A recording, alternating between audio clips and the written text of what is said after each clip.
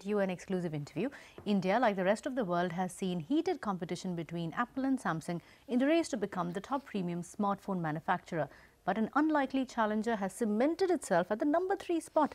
OnePlus is just over 3 years old, but it has already captured over 10% of this market share in India. CNBC TV 18 Kevin Lee spoke to the company's founder and CEO Pete Lau and began by asking him about the performance of the latest OnePlus offering, the OnePlus 5. We have been getting a lot of good feedback on the OnePlus 5 from the community, and we think the performance of the model has been quite satisfactory as of now. Speaking a little bit about your Indian expansion plans now, India, of course, a very important market for OnePlus strategically. It's one of your top 3 markets. Any plans to add employees or open more offices or experience centers and offline stores? And any target that you have in mind as to the number of stores you'd like to open within the next year or two?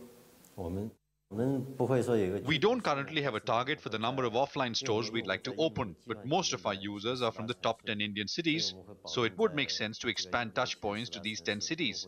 Rather than have a lot of experience points in one city, we would rather have our users learn more about the product online. Let's talk a little bit about competition. You are in the premium smartphone market. Your competitors, of course, are Apple and Samsung, and you're number 3, at least in India. But you are at the lower range of the spectrum where pricing is concerned. So going forward, do you think we could see a OnePlus that is launched at $800 or $900? Keeping the pricing lower than the competition is not necessarily a strategy, but our goal is to offer consumers the best product at the cheapest rate.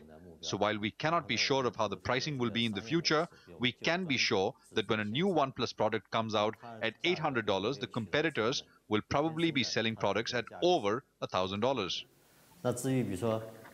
Now this year you've just had one launch, which was the OnePlus 5, of course. Last year you saw 2 launches with the OnePlus 3 and OnePlus 3T. So what can we expect next year? Could we see more than one OnePlus model being launched in 2018?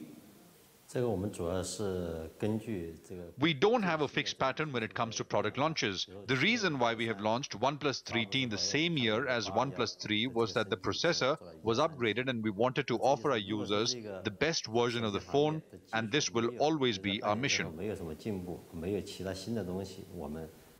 Well, I'm one of the satisfied users of OnePlus 5. For now, let's